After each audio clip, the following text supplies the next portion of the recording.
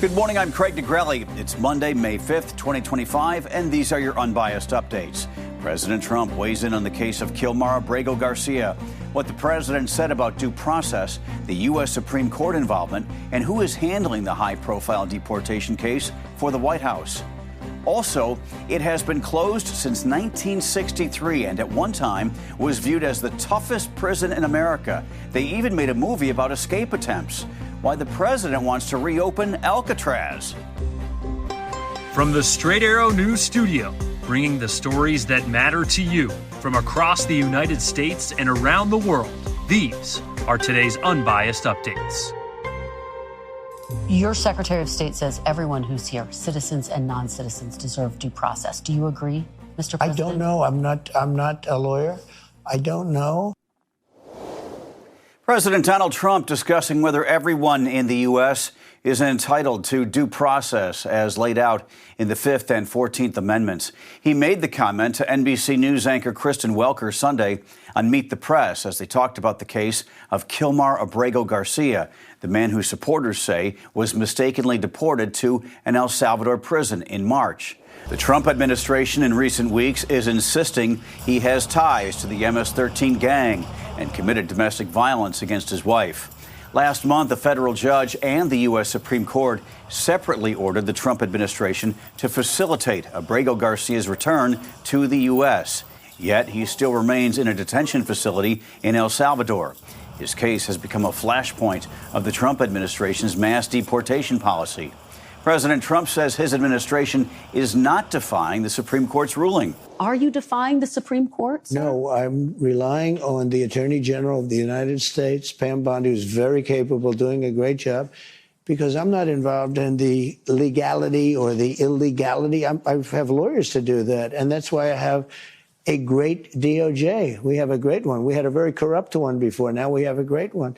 And they're not viewing the decision the way you said it. They don't view it that way at all. They think it's a totally different decision. President Trump said there's a possibility the Department of Justice will go back to the Supreme Court and ask the justices to clarify what they meant when ordering the administration to facilitate Abrego-Garcia's return.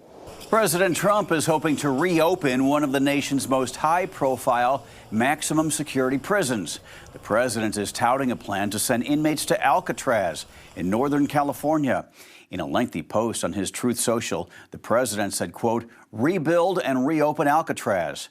For too long, America has been plagued by vicious, violent, and repeat criminal offenders, the dregs of society who will never contribute anything other than misery and suffering. When we were a more serious nation in times past, we did not hesitate to lock up the most dangerous criminals and keep them far away from anyone they could harm. That's the way it's supposed to be." The president went on to say he is directing the Bureau of Prisons, the Department of Justice, FBI, and Homeland Security to reopen, enlarge, and rebuild the prison to house America's most violent offenders. The three-story prison with 4 cell blocks was known as The Rock. It was initially built as a U.S. Army military prison in the early 1900s and later became perhaps the most famous maximum security prison in the country before closing in 1963. Attempts to escape from the prison also led to a popular movie. Early this morning in the Middle East, Israel's cabinet ministers approved a plan to capture all of the Gaza Strip and stay there for an unspecified amount of time, according to 2 Israeli officials. They said Israel's goal is to achieve its war aims of defeating Hamas and freeing hostages still held in Gaza. The plan also includes powerful strikes against Hamas targets, the officials said. The vote came just hours after the Israeli military chief said the army was calling up tens of thousands of reserve soldiers. The new plan would push hundreds of thousands of Palestinians to southern Gaza, potentially worsening a humanitarian crisis there. Since a ceasefire between Israel and Hamas collapsed in mid-March, Israel has repeatedly struck Gaza, killing hundreds. It now controls roughly half of the enclave. Before the truce ended, Israel halted all humanitarian aid into the Gaza Strip, which is 25 miles in length along the Mediterranean Sea, or the size of a major American city. As the saying goes, the show must go on, and it did. Pop star Lady Gaga performed a free concert that drew more than 2 million people to Copacabana Beach in Rio de Janeiro on Saturday after Brazilian authorities say they foiled a bombing attack. Police say unidentified people were virtually recruiting participants to carry out the attacks using improvised explosive devices. They say the person behind the plot is in custody and a teenager has been detained in connection with the plan. Brazil's Ministry of Justice and Public Security said in a statement that the plot was organized by a larger extremist network that operates online to radicalize adolescents and provoke hate crimes. Authorities say they received a tip from Rio State Police Intelligence, which uncovered digital cells encouraging violent behavior among teenagers using coded language and extremist symbolism. Elon Musk's SpaceX rocket company is about to get quite a distinction in South Texas. Voters are deciding whether to make Starbase, located in Cameron County, its own city. Here's the catch. There are 283 eligible voters, and most are either employed by SpaceX or have some connection to the company. About 200 people have already cast their ballots early, with the in-person part of the election set for this Saturday. Musk actually voted in the 2024 presidential election in Cameron County, so this would be his home district. SpaceX is seeking to increase the number of launches done there from 5 to 25 a year, with the goal of someday sending a spacecraft to Mars.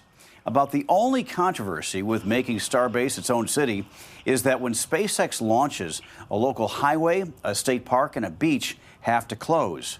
The closure authority lies with the county, and some people who live there do not want to give the power to Starbase. It is only about 1.5 square miles, with a few roads and smaller ranch-style homes. Finally this morning, the puck drops on round 2 of the Stanley Cup playoffs tonight.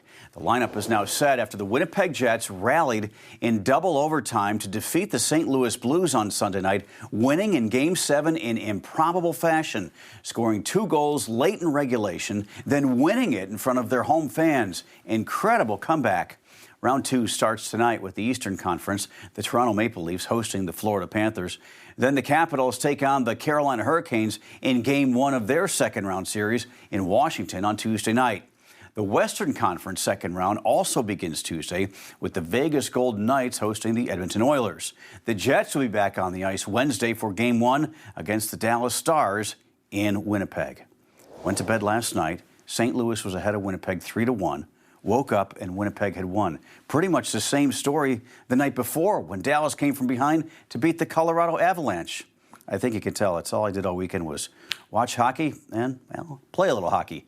Those are your unbiased updates for this Monday. We'll see you back here tomorrow. For all of us here at Straight Arrow News, I'm Craig DeGrelli. Have a great day.